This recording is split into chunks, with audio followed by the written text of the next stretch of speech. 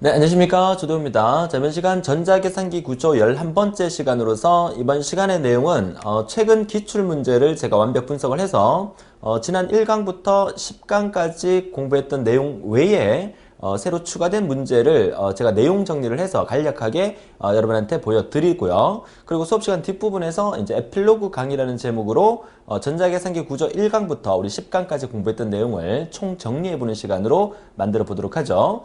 자, 이번 시간은 조금 마음의 여유를 좀 두고요. 편안한 마음으로 이번 강의를 들어주시고요. 자, 지난 10강까지 우리 너무 바쁘게 열심히 달려왔잖아요.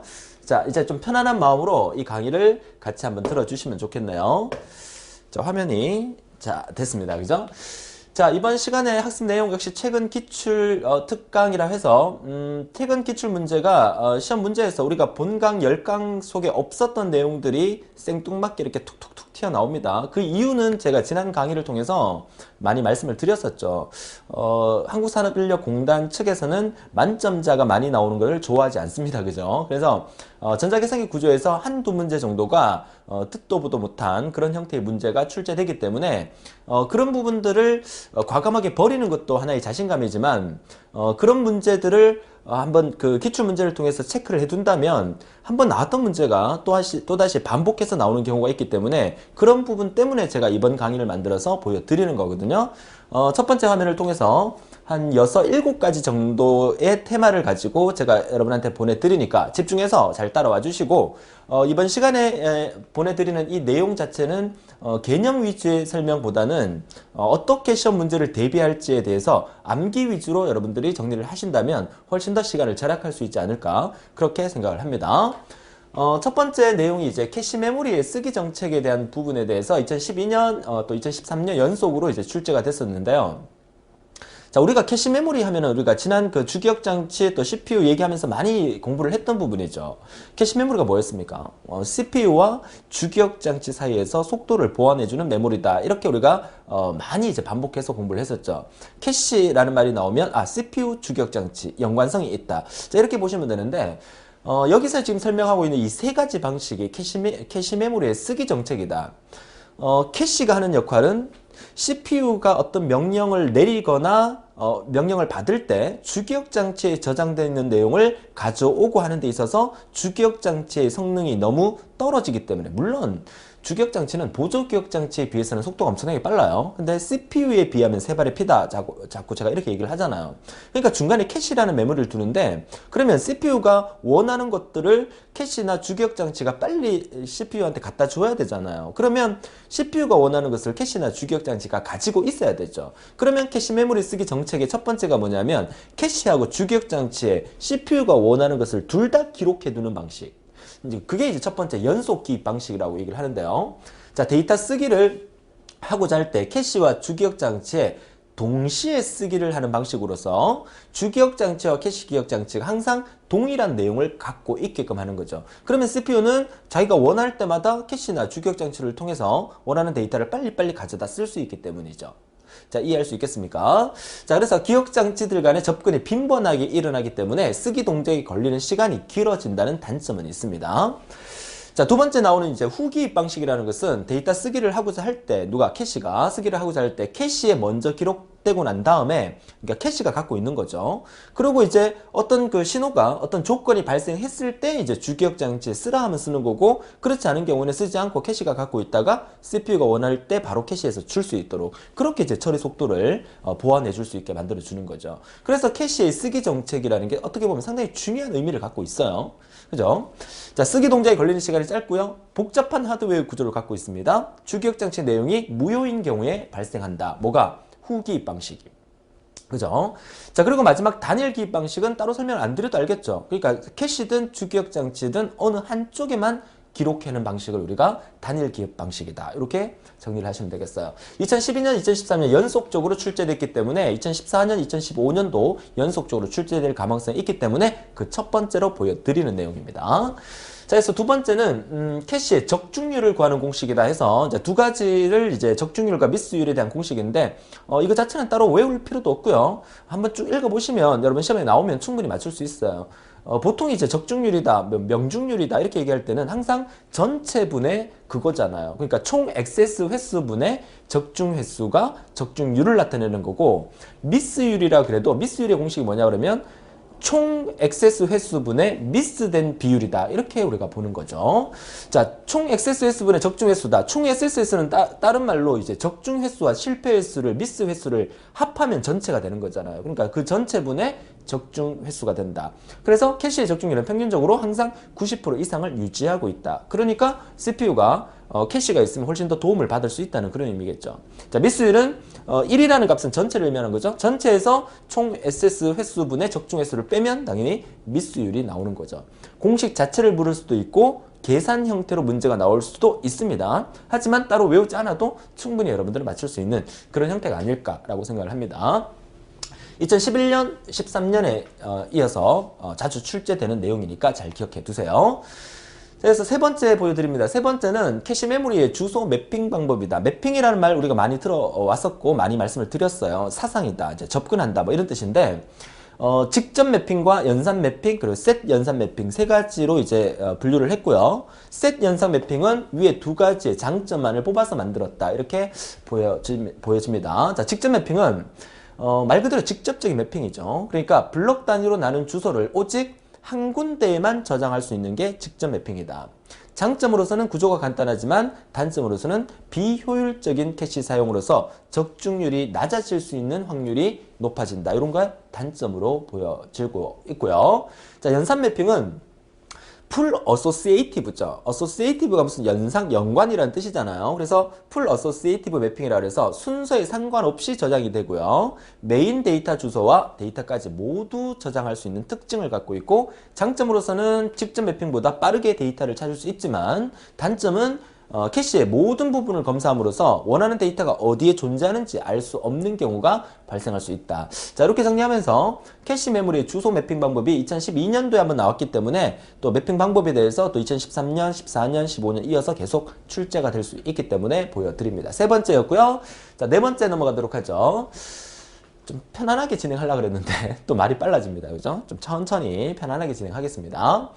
자, 네 번째, 채널 명령어와 파이프라인 기법. 자, 이 채널 명령어에서 채널이라는 말 나오면 지난 시간까지 계속해서 제가 강조했던 부분이 있죠. 채널하면 뭐 생각해야 돼요? CPU와 입출력 장치를 생각해야 되죠. 캐시하면 CPU와 주기억 장치를 생각해야 되지만 채널하면 CPU와 입출력 장치를 생각해야 된다. 자, 그래서 채널 명령어다. 그래서 입출력 명령어, 주기억 장치 내에 기억된 각 블록의 정보, 그리고 채널 명령어가 가질 수 있는 네 가지 요소에서 크게 세 가지로 구분했는데, 시험 문제에서는 채널 명령어의 정의로, 설명으로 올바르지 않는 것은 해서 나온 적도 있었고, 그 다음에 채널 명령어가 가질 네 가지 요소에 속하는 게 아닌 것은 이렇게도 나올 수 있었어요. 나왔었어요. 그러니까 이 부분에 좀 암기를 해달라는 거 부탁드리고, 특히 이렇게 영어로 이니셜을 만들어 놓은 것은 영어 단어도 여러분이 같이 봐주셔야 됩니다. 기사하고 산업기사 비교하면 산업기사에서 문제가 오히려 더 영어 문제가 더 많이 나오는 것 같아요. 그렇죠? 기사 산업기사를 제가 또 언급을 하게 되는데, 사실은 그렇습니다. 여러분들이 그 정보처리 기사를 준비하시는 분도 계시고 또 정보처리 산업기사를 준비하시는 분도 계시는데, 그 차이는 이제 그 응시 자격 요건이죠. 요건이 이제 기사하고 산업기사하고 다르기 때문에 기사의 응시 자격 요건이 안 되시는 분들이 산업기사를 응시를 하고 계시지만, 기사의 응시 자격 요건이 되시는 분들은 당연히 산업기사의 응시 자격 요건이 되시잖아요. 그래서 제가 추천해 드리는 것은 될 수 있으면 기사를 준비하시는 분들도 산업기사도 시험을 같이 응시하라라고 말씀을 드리고 싶어요. 자, 그 이유는 뭐냐면 그 시험 치는 날짜가 똑같죠. 똑같은 날에 오전에는 기사 시험을 치고 오후에는 산업기사를 쳐요. 물론 그 제도가 또 바뀌어서 오전에 산업기사를 치고 오후에 기사를 치는 경우도 있을 수는 있지만, 아무튼 하루에 기사 산업기사를 같이 치는 거죠. 그리고 그 시험 과목 자체가 5과목이 거의 90% 이상이 공통 과목입니다. 여러분한테 보내드리는 강의 중에서 전자계산기 구조라는 과목, 그리고 데이터베이스, 운영체제, 이 세 과목은 100% 기사 산업기사 똑같고요. 그리고 네 번째 과목에 해당되는 소프트웨어 공학이 기사고, 또 시스템 분석 및 설계가 산업기사인데, 이 과목은 거의 한 60% 정도가 같다. 한 5, 60% 정도가 같다. 이렇게 보시면 돼요. 물론 강의는 제가 따로 해드리겠습니다. 기사를 위한, 또 산업기사를 위한. 그리고 마지막 과목에 해당되는 데이터 통신이 이제 기사고, 정보통신 개론이 산업기사인데, 통신이라는 과목이죠. 이 데이터 통신과 정보통신 개론은 기사산업기사의 거의 90% 이상이 동일한 과목이에요. 그러니까 여러분들이 일단 공부를 하신다 그러면 기사 순서로 공부를 하셔도 산업기사를 충분히 응시할 수 있기 때문에 같은 날 시험 치기 때문에 같이 응시하는 게 도움이 된다고 말씀을 드리고 싶어요.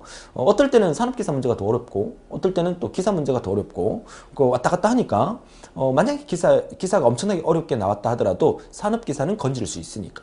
그쵸? 그래서 이제 같이 치라고 말씀을 드리고 싶고, 뭐 또 시간이 또 허락하시는 분들은 기능사도 함께 쳐보는 것도 괜찮을 것 같아요. 선생님, 기사 있으면 산업기사 필요 없는 거 아닙니까? 맞습니다. 기사 있으면 산업기사 필요 없고요. 산업기사 있으면 기능사 필요 없어요. 근데요, 저한테 물어봐 주세요. 뭐라고 물어보냐면, 선생님 자격증 몇 개 있습니까? 저는 IT 관련 자격증 20개 있습니다. 딱 20개 있어요. 깜짝 놀랐겠죠? 와, 지금 20개나 있습니까? 한번 불러볼까요? 정보처리 기사, 산업기사, 기능사, 워드 프로세스 1급, 2급, 3급, 컴퓨터 활용 능력 1급, 2급, 3급. 이것만 해도 9개잖아요. 종목은 3종목이지만 이것만 해도 9개예요. 저는 만약에 제가 이력서 쓸 일은 없겠지만 이력서 쓰면 이제 자격사항에다가 정보처리 기사, 산업기사, 기능사 이렇게 한 줄로 이렇게 다 쓰면 9줄이 생기잖아요. 그쵸? 스펙이 늘어난다? 이렇게 얘기해야 되나?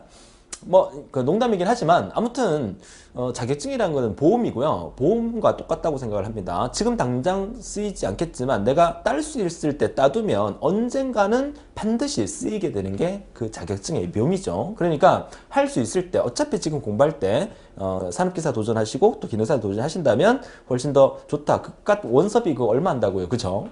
시간 조금만 더, 시험 치는 시간 조금만 더 투자하면 되잖아요. 공부할 시간을 따로 투자할 필요는 전혀 없으세요. 그죠? 자, 말이 딴 데로 샜는데요. 아무튼 열심히 정리하셔서 여러분이 어떤 계획을 세워서 잘 정리해달라는 말을 드리는 겁니다. 그래서 이제 채널 명령어와 파이프라인 기법을 이제 두 가지로 이제 구분했는데, 채널 명령어는 이제 개념 묻는 문제가 출제가 됐었고, 이 파이프라인 기법이 상당히 출제가 많이 됐었죠. 자, 파이프라인 기법이라는 것은 한 명령어의 수행이 끝나기 전에 다른 명령어의 수행을 시작하는 연산 방법이다. 파이프 아시죠? 파이프 이렇게 연결되어 있는 이렇게 파이프. 그러니까 파이프를 연결할 때 이 파이프가 이렇게 서로 연결할 때 이렇게 딱 연결하지는 않습니다. 그러니까 어떻게 연결하냐면 이걸 덮어 씌워서 이렇게 겹쳐서 연결을 하잖아요. 그러니까 겹쳐서 연결한다는 얘기는 무슨 말이냐면 한 과정이 끝나기 전에 새로운 과정이 이 부분부터 시작을 한다는 의미예요. 무슨 말인지 이해되세요? 그쵸? 그게 이제 파이프라인의 특징이라고 볼 수가 있겠죠. 명령어의 동시에 수행이 가능하고요. 컴퓨터 처리 속도를 향상시키는 것이 아닙니다. 파이프라인을 쓰는 이유는 컴퓨터의 처리 속도 향상이 아니라 처리율을 향상시키는 방법이다. 이게 가장 중요하게 시험에 나왔다는 거죠. 이게 이제 2010년, 11년, 12년, 13년 연속적으로 계속 출제가 되고 있는 거야. 그죠? 반드시 기억해 주세요. 이거 별표 3개 따로 해도 되겠죠? 같이 할까요? 자, 이 부분을 따로 별표 3개. 하나, 둘, 셋. 이렇게. 그래서 컴퓨터의 처리 속도를 향상시키는 게 아니라 처리율을 향상시키는 방법이 파이프라인의 기법이다. 반드시 기억해 두시고요. 현재 여러분이 쓰는 디지털 컴퓨터의 처리 능력을 크게 향상시키는 방식이고, 5번 형태로 문제가 나올 수도 있어요. 명령어 파이프라인이 정상적인 동작에서 벗어나게 하는 일반적인 원인에 속하는 게 아닌 것은 1번 자원 충돌, 2번 데이터 의존성, 3번 분기가 곤란하다, 4번 다른 거 이렇게 나올 수 있겠죠. 그죠? 이것도 같이 기억해 두셨으면 좋겠고, 암기할 수 있으면 암기를 해주세요. 여러분 외우는 거 잘하는 거 알아요. 그죠? 잘 못한다고요? 원래 공대생이나 이 컴퓨터 하는 사람들은 외우는 거 진짜 못해요. 그죠? 근데 이게 비전공자들이 대부분이시잖아요. 여러분 외우는 거 잘하시라고 믿습니다. 잘한다 해야 잘할 수 있는 겁니다. 제가 자신감을 드린 겁니다. 제가 외우라고 하는 부분은 반드시 외워 주셔야 합니다. 자, 이어서 다음 페이지 보도록 하죠. 5번째입니다. 자, 5번째는 마이크로 프로그래밍에 대한 얘기인데, 그게 이제 수직적인 마이크로 프로그래밍과 수평적 마이크로 프로그래밍으로 나눠줍니다. 자, 마이크로라는 말이 나오면 항상 좀 작다라고 생각을 하세요. 적다. 아주 이렇게 우리가 눈에 보이지 않을 좀 적다. 마이크로라는 단위가 우리 지난 시간에 우리 다음 페이지에서도 이제 용량 단위가 한 번 더 나오긴 하겠지만, 지난 시간에도 설명드렸지만 지금 마이크로가 나오기 때문에 제가 설명을 드리는 겁니다. 이 단위 문제가 가끔씩 나올 수 있어요. 이게 밀리, 세컨드, 밀리초라고 얘기하죠. 밀리초, 마이크로초, 나노초, 피코초, 그죠? 뭐 펜토초, 또 아토초, 뭐 이렇게, 그죠? 이 부분을 우리가 보통 10의 마이너스 3승이라고 얘기하죠. 마이크로는 10의 마이너스 6승, 얘는 10의 마이너스 9승, 10의 마이너스 12승, 10의 마이너스 15승, 10의 마이너스 18승 이렇게 얘기를 해요. 그러니까 마이크로초라는 것은 100만 분의 1초라는 얘기예요. 엄청나게 빠르고 적다는 의미죠. 그러니까 여기서 말하는 마이크로 프로그래밍의 마이크로라는 단어는 아주 작다는 의미, 그죠? 적은 프로그래밍을 의미하는 겁니다. 수직적과 수평적으로 구분하는데 키워드를 찾아보면 장단점은 여러분 읽어보시면 되고요. 수직적에 대한 개념과 수평적에 대한 개념만 차이를 두고 읽어봐 주시면 돼요. 그러니까 2012년, 13년 연속적으로 나왔기 때문에 2014년, 15년도 연속적으로 나올 가망성이 있어서 제가 보여드리는 거거든요. 같이 한번 읽어볼까요? 수직적 마이크로 프로그래밍은 마이크로 명령어의 연산 필드에 적은 수의 코드화된 비트들로 포함시킴으로써 제어 기억 장치의 용량을 줄이고 해독기를 이용하여 그 코드를 필요한 수만큼 제어 신호를 확장하는 방식이다. 필요한 만큼 확장해주는 방식이다. 반면에 수평적 마이크로 프로그래밍은 연산 필드의 각 비트와 제어 신호를 어떻게 1대1로 대응시켜서 그 수만큼 비트들을 이루어진 마이크로 명령어를 사용하는 방식이 바로 수평적 마이크로 방식이다. 해서 이 두 가지의 개념 정의를 비교해서 알아두시면 돼요. 시험 문제에서 어떻게 나왔을까요? 이 문장을 적어주고 얘가 무엇입니까? 1번 수직적 마이크로 프로그래밍, 2번 수평적 마이크로 프로그래밍, 3번, 4번 따로 이렇게 나왔겠죠. 그럼 답은 수직적 마이크로 프로그래밍이었겠죠. 그쵸? 그러니까 그 개념을 잘 정리해서 외워두시면 되겠고요. 장점과 단점은 여러분 읽어보시면 되겠습니다. 자, 이렇게 해서 5번째였고요. 6번째 넘어가게 되면, 자, 6번째는 이제 프로세서 제어 동작과 연산 동작 부분인데, 제어 주소 레지스터라는 게 있어요. 이거 시험 문제 나왔을 때 학생들이 많이 좀 헷갈렸던 게 뭐냐면 1번의 설명을 보시면 이 제어 주소 레지스터의 의미가 다음에 제어 장치에서 수행할 수 있는 명령어의 주소를 가진 레지스터다. 다음에 수행할 수 있는 명령어의 주소를 가졌다. 이 말 때문에 프로그램 카운터가 아닐까라는 생각을 대부분 많이 했었어요. 맞습니다. 다음에 실행할 명령어의 주소를 기억하고 있는 게 프로그램 카운터 맞아요. 근데 가나다라에 프로그램 카운터가 없단 말이죠. 없었을 경우에 답이 뭘까? 제어 주소 레지스터란 말이 말 속에 다 들어있잖아요. 제어 장치에서 수행할 수 있는 명령어의 주소를 가진 레지스터니까 제어 주소 레지스터죠. 그러니까 쉽게 생각하라는 얘기죠. 이해할 수 있겠습니까? 이렇게 출제가 한번 됐었고요. 이것도 출제될 가능성이 있죠. 제어 주소 레지스터에 적재되는 내용에 속하는 게 아닌 것은 어떻게? 1번 사상의 결과값, 2번 주소 필드, 3번 서브루틴의 레지스터, 4번 다른 거 이렇게 나올 수 있는 거잖아요. 그렇죠? 지금 기출문제 분석을 통해서 앞으로 출제될 문제를 예상하고 있습니다. 잘 정리해 두세요.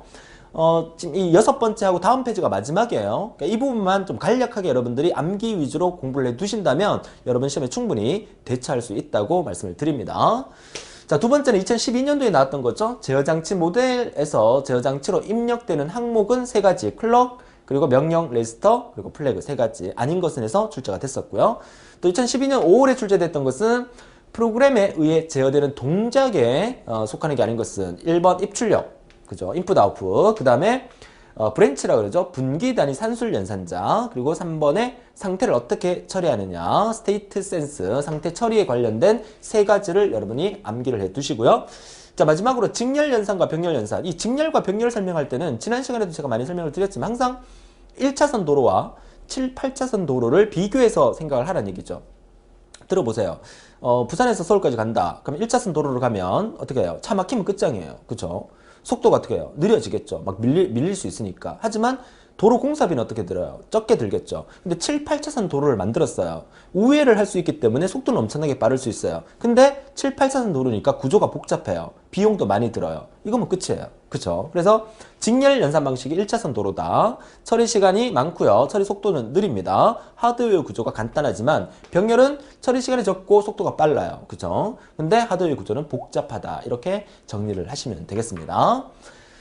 자, 6번째 있고요. 제 나머지 좀 찌질이를 좀 모아봤습니다. 찌질찌질한 거. 2012년 나왔던 4개의 문제인데 2012년 이 3월에 나왔던 이 문제들이 상당히 좀 생뚱맞게 좀 까다로운 문제였어요. 그죠? 그래서 한번 나왔기 때문에 또 나올 가능성이 있기 때문에 보여드리는 겁니다. 잘 정리해 두세요. 일단 첫 번째가 DMA의 데이터 전송 절차, 다이렉트 메모리 액세스죠. DMA가. 자, 전송 절차를 이거 순서대로 암기를 해달라고 부탁을 드립니다. 우선 버스의 사용 요구가 있어야 되고, 요구가 있으면 당연히 허가를 해줄 수가 있겠죠. 그 다음에 데이터를 보내고, 그 다음에 인터럽트가 발생하면 문제를 해결하고, 그래서 요구, 허가, 전송, 인터럽트 요 네 단계의 순서를 기억해 달라고 얘기를 해드리고요.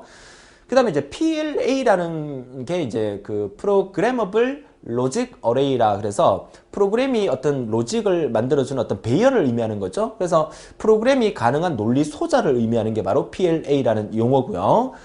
n개의 입력에 대해서 2의 n승계의 출력을 만들 수 있다는 겁니다. 이거 2의 n승계입니다. 2의 n승계. 그래서 2개가 입력이 되면 2의 2승이니까 4개 이하의 출력을 만들 수 있다는 의미를 나타내는 거예요. 뭐가? PLA가. 그쵸? 이해하시면 되겠고. 그 다음에 이제 메가플롭스라는 단어가 시험에 나왔었는데, 메가라는 단위 아시죠? 메가라는 단위. 뭐 쓰면은 뭐 이렇게도, 뭐 영어니까 메가 이렇게도 씁니다. 뭐 바깥 몇 자로 이렇게 쓰기도 하고요. 자, 메가라는 단위 나오니까 우리가 메가 하면은 이렇게 M이라고 쓰잖아요. 메가. 그죠? 그 앞 페이지에서 제가 그 처리 속도 단위, 그래서 이제 10의 마이너스 3승, 10의 마이너스 6승에서 밀리, 마이크로, 나노, 피코, 펜토, 아토 보내드렸듯이 이거는 용량을 나타내는 건데, 이 메가 앞에 뭐가 있습니까? 킬로라는 게 있죠. 킬로, 메가, 기가, 테라, 요거, 그쵸? 킬로가 뭡니까? 2의 10승이죠. 메가는 2의 20승, 기가는 2의 30승, 테라는 2의 40승을 나타내는 말이에요. 2의 10승은 정확하게 하면 2의 10승 얼마입니까? 1024죠. 1024입니다. 2의 10승이 1024고요. 2의 20승은 또 1024 곱하기 1024 되겠죠. 그래서 이걸 간략하게 그냥 약으로 따지면 킬로는 우리가 10의 3승이라고 얘기를 하죠. 메가는 10의 6승, 기가는 10의 9승, 테라는 10의 12승.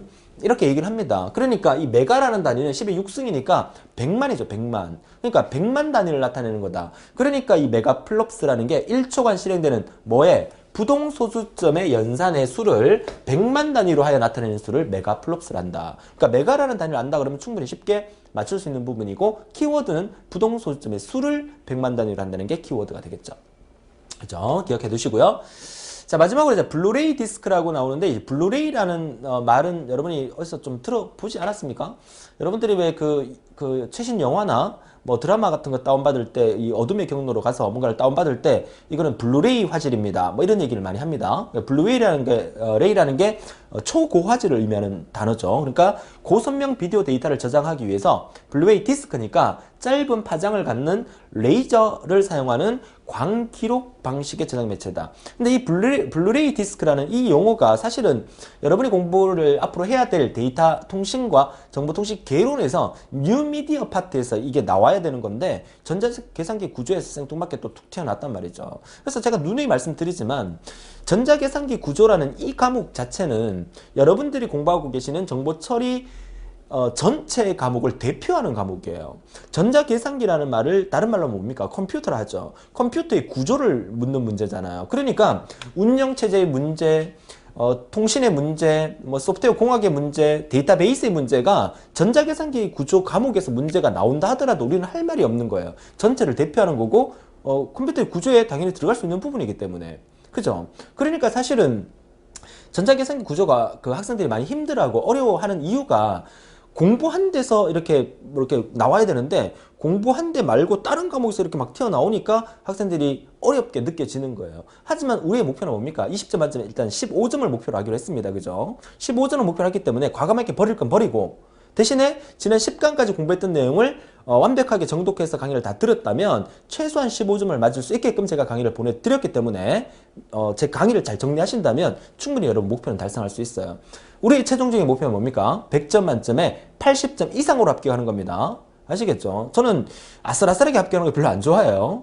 여유있게 공부를 해서, 여유있게 합격을 해서 마음이 편해야 되지, 꼭 보면 시험 치고 난 다음에 가담한 발표 나면은 가담한 매겨보고, 선생님 한 문제, 이 문제 맞습니까? 틀렸습니까? 이렇게 논란이 있는 문제들이 가끔씩 나오면 그 문제 때문에 논란하는 거 저 별로 안 좋아합니다. 여러분 여유있게 합격하면 그 문제가 맞든 틀리든 그거와 상관없이 여러분들이 합격할 수 있어야 되는 거 아니겠습니까? 그쵸? 그렇게 따라와 주셨으면 좋겠어요. 자, 이렇게 해서 최근 기출문제 분석을 여기까지 해드리고요. 자, 지금부터는 여러분하고 같이 지난 1강부터 10강까지의 내용을 지난 데이터베이스 강의에서도 마지막 강의에서 제가 에필로그 강의다 해서 1강부터 마지막 강의까지 총 정리를 한번 해드렸죠.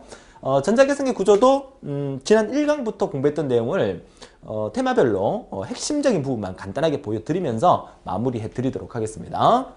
1강이었습니다. 1강 타이틀이었습니다. 1강에서 우리가 뭘 배웠냐면 전자계산기 구조의 개념과 그리고 불대수에 대해서 우리가 공부를 했었죠. 자, 불대수 중에서는 만약에 시험에 나온다 그러면 불대수가 단독으로는 시험에 최근에 잘 안 나옵니다. 만약에 나온다 그러면 논리식의 간소화를 할 수 있는 부분에 대해서 나오지 않을까라는 생각을 하면서 지난 그 1강을 통해서 이 부분을 많이 우리가 연습을 했었어요. 이 문제를 해결하려고 그러면 기본적인 불대수 공식을 다 알고 계셔야 되고 그 다음에 드 모르간의 법칙이라든지 이런 법칙들을 알고 있어야만 이 내용을 우리가 해결할 수 있으니까 혹시나 가물가물하시면 다시 한번 가서 강의를 이 부분만이라도 들으시면서 정리를 한번 해주시면 도움이 되겠다 말씀을 드리고요.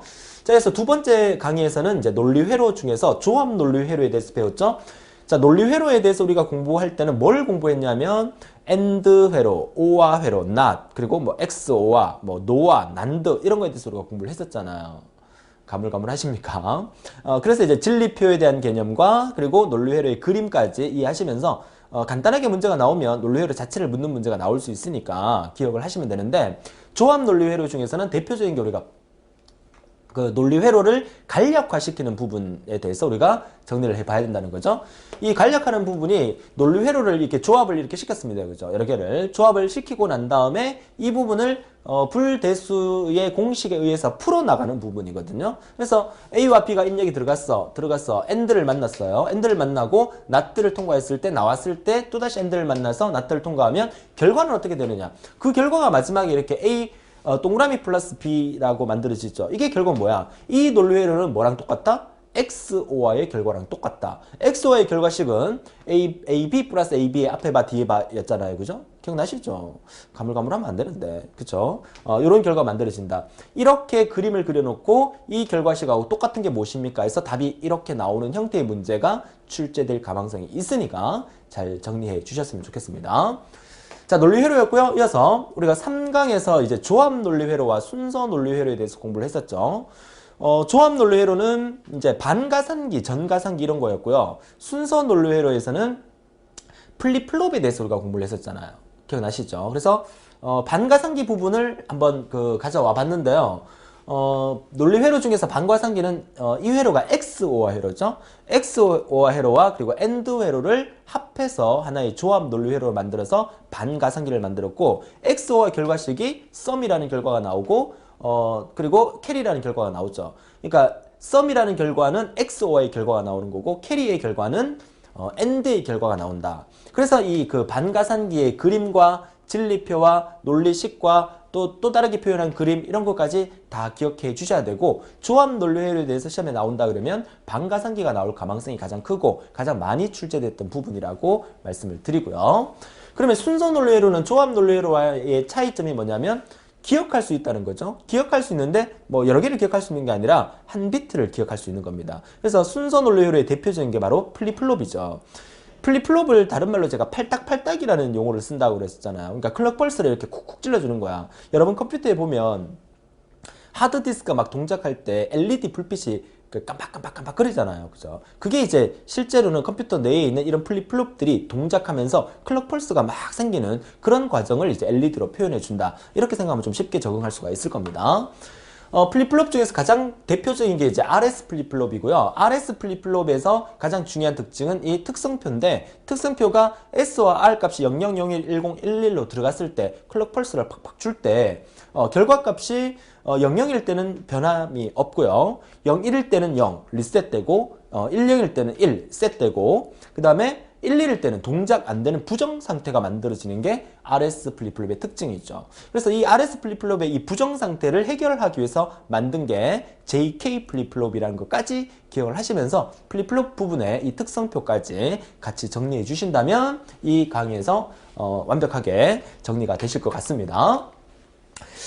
자, 이어서 4강에서 우리가 뭘 배웠습니까? 진법과 보수 부분이죠. 이 진법과 보수 부분은 우리 기사산업기사에서 최근 문제에서 진법 변환하는 문제라든지 이런 부분이 시험에 잘 안 나왔어요. 그래서 이제 어떤 강의에서는 아예 진법을 빼고 강의하는 경우도 있고, 그런데 저는 이 진법 강의를 보내드렸었죠. 이 4강을. 왜 그러냐면 여러분들이 필기만 합격하면 자격증이 나오는 게 아닙니다. 그죠? 실기까지 공부를 해야만 자격증이 나와요. 실기에서 여러분들은 어플리케이션 개발 및 설계라는 과목, 다시 말해서 알고리즘이라는 과목에서 진법이 상당히 중요하게 작용이 돼요. 그러니까 필기 공부할 때 이론적으로 진법을 알고 있어야만 실기 때도 도움이 되기 때문에, 그래서 미리 공부를 해 두는 거고, 뭐 또 압니까? 여러분 필기 시험 문제에서 진법 변환 문제가 나올지, 그래서 강의를 해드렸던 부분이기 때문에 진법 변환 부분 반드시 잘 정리해 두시고, 진법에 이어서 보수까지 이 4강에 설명드렸는데, 보수는 여러분 필기시험에서 무조건 나옵니다. 보수를 사용하는 이유는 뭡니까? 컴퓨터는 얘 연산은 덧셈밖에 할 수 없어요. 그죠? 뺄셈을 하기 위해서 보수를 이용해서 뺄셈의 결과를 만들어낸다는 것까지 설명을 드렸었죠. 그래서 이제 진법 변환 부분에서는 여러분들이 기억해야 될 게 이진수를 8진수로, 이진수를 16진수로 바꾸는 과정과 또 8진수를 16진수로 바꾸는 과정, 이 과정에 대해서 한번 쭉 복습을 한번 해보시고, 기본적인 것은 10진수를 2진수로 바꾸는 거, 또 2진수를 10진수로 바꾸는 거, 이런 것들이 기본적인 부분이잖아요. 그래서 진법 변화는 거 한번 정리를 하셔서 학습해 둔다면 실기까지 상당히 큰 영향을 미친다는 거 말씀을 드리겠습니다. 자, 이어서 5강으로 넘어가겠습니다. 이번 시간에 좀 여유있게 진행하려고 그랬는데 또 막 힘들어집니다. 그죠? 여러분들 뭐 강의는 저도 힘들지만 뭐 여러분들도 뭐 강의 듣고 있는 거 힘들다는 거 압니다. 그래서 일단 합격을 했을 때 그 기쁨이라는 것을 이루 말을 할 수가 없거든요. 혹시 이 강의를 듣고 계시는 분들 중에서 컴퓨터 관련 자격증, 아니면 컴퓨터 관련 자격증이 아니라 이력서에 자격 사항에 넣을 수 있는 운전면허부터 시작해갖고 그 자격증을 따기 위해서 노력을 했던 분들이 많으셨을 거예요. 아니면 이게 자격증의 처음 도전이라든지. 근데 자격증에 도전했을 때 그 과정은 험난하고 힘듭니다. 왜냐하면 자격증이라는 자체가 내가 공부했던 내 전공 분야를, 그 분야의 자격증을 따는 거는 오히려 쉽지만, 내가 전공했던 분야가 아닌 다른 분야의 자격증, 예를 들어서 나는 운전을 전공한 게 아닌데 운전하면 무서운데 운전면허증을 따야 된다. 그럼 상당히 힘든 도전이거든요. 어떤 사람들은 운전면허 뭐 필기시험 하룻밤에 다 공부해서 붙었다 이런 사람이 있는데, 솔직히 말해서 저는 한 일주일 공부했었습니다. 그죠? 내가 다루지 않았던 분야이기 때문에 그 당시에. 하지만 거기에서 그 땄을 때, 합격했을 때 그 성취감이라는 것은 이루 말을 할 수가 없는 거거든요. 그러니까 여러분들이 이 정보처리 기사를, 산업기사를 공부하고 있어서 합격을 하고 최종적으로 자격증을 손에 들었을 때 그 기쁨이라는 것은 진짜 이런 말을 할 수가 없어요. 자부심을 가져야 됩니다. 그쵸? 여러분이 이 자격증을 여러분 손에 들은 그날, 그죠? 그 건배를 해야 되는데, 커피를 들고, 캔커피, 제가 캔커피 좋아하니까 캔커피를 딱 들고 우리 그 건배하는 그날이 올 때까지 반드시 함께 열심히 달려보도록 하죠. 자꾸 말이 딴 데로 새네요. 그죠? 마지막 강의니까, 전자계산기 구조의 마지막 강의니까 좀 편안하게 하려고 이런저런 얘기를 좀 해드립니다. 자, 우리 5강에서는 자료의 내부적 표현과 외부적 표현에 대해서 공부를 했었죠. 자, 자료의 내부적 표현과 외부적 표현에서 이제 내부적 표현에서 사용되는 이 부분이 시험에 잘 나오기 때문에 이 전체 그림을 한번 더 보여드리는 겁니다. 정수를 표현하는 방법과 실수를 표현하는 방법에서 정수를 표현하는 방법은 고정소수점 방식이라 하고, 실수를 표현하는 방법을 부동소수점 방식이라 하죠. 정수를 표현하는 이 고정소수점 방식은 10진연산과 2진연산이 대표적인 거고, 10진연산에서는 팩 형식과 언팩 형식이 있다고 말씀드렸죠. 그러니까 팩 형식을 다른 말로 팩 형식을 하고, 언팩 형식을 다른 말로 존 형식을 하면서 존 영역이 존재하는 것을 언팩 형식이다. 그래서 DDDS, FD, FD, SD 이거 우리 같이 공부를 했었잖아요. 생각 안 난다고요? 이 생각 안 나면 안 되는데, 그죠? 1강부터 열심히 들어오셨던 분들 생각나실 겁니다. 들어본 것 같다. 선생님이 DDDS 하니까 들어본 것 같다. FD, FD, SD 하니까 들어본 것 같다라고 생각하면 성공한 겁니다. 그쵸? 자고 나면 까먹는 게 그 사람인데, 그죠? 좋습니다. 이진연산에서는 부호와 절대치, 부호와 일회보수, 부호와 이회보수 세 가지. 이거 상당히 중요하죠. 음수를 표현하는 방법이에요. 양수를 표현했을 때는 이 세 가지가 다 동일하다 했었죠. 음수를 표현할 방법 세 가지인데, 그 중에서 그 표현 범위가 가장 넓은 것은 부호와 이회보수 방법이 그 표현 범위가 가장 넓다라고 얘기했었죠. 그 표현 범위도 같이 외워두셔야 합니다. 잘 정리하시고요. 부동소수점 방식을 사용하는 이유는 엄청나게 큰 수나 엄청나게 작은 수의 표현을 위해서 부동소유점 방식을 쓴다는 것까지 정리해 두시면 이 강의는 완벽하게 마스터할 수 있지 않을까라고 생각을 합니다. 자, 6강으로 가겠습니다. 6강은 본격적인 이제 CPU에 대한 얘기죠. CPU가 프로세서고, 프로세서가 CPU가 주기억장치나 보조기억장치한테 내리는 명령어들에 대해서 정리를 하는 부분인데, 컴퓨터의 구성을 우리가 공부했었어요. 컴퓨터는 크게 하드웨어와 소프트웨어로 구분하죠. 소프트웨어는 이제 우리가 소프트웨어 공학이나 시스템 분석 및 설계, 운영체제에서 배우게 되는 과목이고, 전자계산기 구조에서는 하드웨어를 중점적으로 공부하는 부분이죠. 그 하드웨어 중에서 CPU라는 게 센트럴 프로세싱 유니트, 중앙 처리 장치로서 우리 인간의 두뇌 역할을 하는 거고요. 그 속에 있는 장치 중에서 제어, 연산, 기억 장치에 대해서 다뤘던 그런 파트라고 보여집니다. 명령어 부분이 상당히 중요했었죠. 명령어 부분은 왼쪽에 연산자 부가 있고 오피코드 부분이 있고 오른쪽에 오퍼랜드 부, 주소부가 있었다는 거. 그래서 이 내용을 같이 정리를 했었으니까 오피코드 부분과 주소 부분이 하는 일이 구체적으로 뭔지 본 강의를 통해서 한 번 더 정리해 주셨으면 좋겠습니다. 자, 이어서 7강이었죠. 주소 지정 방식과 연산, 그리고 명령 실행과 제어라는 제목으로 공부를 했었고요. 그 중에서 이제 주소 지정 방식 중에서 크게 5가지 보여드렸습니다. 뭐 묵시적, immediate, 묵시적, implied addressing mode라는 묵시적 방법과 그 다음에 가장 중요한 즉시적이죠. 바로 이 하는 거, immediate addressing mode. 그 다음에 직접, 간접, 또 계산에 의한 주소 지정 방식. 자, 주소 지정 방식 이 5가지를 잘 정리해 두시고, 오피코드와 오퍼랜드 주소부 사이에서 주기억장치 메모리 안에 데이터를 넣고 빼는 과정에 대해서 이 강의를 통해서 제가 완벽하게 설명을 드렸으니까 잘 정리해 주셔서 여러분 것으로 만들어 주셨으면 좋겠습니다. 자, 이어서 이제 메이저 스테이트에 대해서 우리가 공부했었죠. 메이저 스테이트는 패치 사이클과 그리고 execute 실행 사이클, 그리고 인터럽트가 발생했을 때 인터럽트 사이클과 그 다음에 인다이렉트 간접 사이클이 서로 이렇게 융합해서 이루어지는 이 부분에 대해서 잘 정리해 주셨으면 좋겠어요. 상당히 중요한 부분이거든요. 메이저 스테이트. 메이저 스테이트에 관련된 문제는 한 문제는 반드시 나올 거라고 예상이 듭니다. 자, 이어서 8강이었습니다. 8강에서는 이제 기억장치 중에서 주기억장치와 보조기억장치에 대해서 공부를 했었고요. 주기억장치와 보조기억장치를 떠나서 우리 기억장치의 계층 구조 중에서 CPU 내에 존재하는 레지스터가 기억장치 중에서 속도가 가장 빠르고요. 이건 CPU 내에 존재하는 겁니다. 그 다음에 연관 기억장치, Associative Memory, 그 다음에 캐시 메모리, 그 다음에 주기억장치, 보조 기억장치 순으로 속도가 진행이 되고, 용량 면에서는 아래쪽으로 내려올수록 보조 기억장 용량이 가장 크고 레지스터 용량이 가장 작다. 레지스터는 한 비트밖에 기억을 못해요. 그죠? 그거 같이 기억해 두시면 되겠네요. 자, 기억장치에 대해서 이렇게 정리를 해드리고요. 자, 이어서 마지막 마지막 안에 9강이죠. 9강. 9강은 이제 특수기억장치와 입출력장치 부분인데, 특수기억장치 중에서 이제 대표적으로 시험에 잘 나오는 게 이 연관 메모리하고 그 다음에 가상 메모리에 관련돼서 시험에 잘 나왔었죠. 연관 기억장치, Associative Memory, 연관 기억장치의 개념과 그리고 특징, 그리고 관련된 여러 가지 용어까지 정리를 했던 기억이 나네요. 그쵸? 잘 정리해 주셨으면 좋겠고요. 가상 기억장치 부분도 주기억장치 용량은 늘 부족합니다. 그죠? 하지만 보조기억장치 용량은 늘 남아도니까 보조기억장치 전체 중에 일부분을 약간 떼다가 주기억장치처럼 사용하는 메모리, 이걸 우리가 가상 메모리라고 했었죠. 그래서 이 버추얼 메모리라는 이 가상 메모리가 특징으로서 시험에 상당히 많이 나왔었어요. 1번부터 14번까지 쭉 나열되어 있는 거 있죠. 이게 전부 다 시험에 나왔던 문장들이거든요. 그래서 가상 기억장치의 특징은 반드시 쭉 한번 몇 번씩 읽어봐 주셔야 된다는 거 말씀을 드립니다. 자, 이어서 마지막 10강 있죠. 지난 시간 강의였습니다. 인터럽트, 예기치 않은 일로 인해서 컴퓨터가 중단되면 그 상태를 복구를 해서 원상태로 이어지게 만들어주는 인터럽트와, 그리고 오늘날 컴퓨터는 CPU 하나만으로 일 처리하기는 부족하니까 여러 개의 CPU를 두는 병렬 형태의 컴퓨터에 대해서 강의를 우리가 해드렸고, 이 부분 잘 정리해 두시는데, 사실 중요한 것은 인터럽트죠. 인터럽트에 대해서는 무조건 한 문제는 나옵니다. 그래서 인터럽트의 정의와 또 인터럽트가 어떻게 진행되는 건지, 인터럽트가 발생됐을 때 어떤 여러 가지 특징과 여러 가지 변수에 대해서 많은 얘기를 해드렸던 걸로 기억이 납니다. 잘 정리하셔서 인터럽트 관련 문제가 나오면 절대 틀리지 않는 여러분들이 되셨으면 합니다. 자, 어떻습니까? 자, 이렇게 해서 우리가 이번 강의를 마무리해 드리도록 할 텐데요.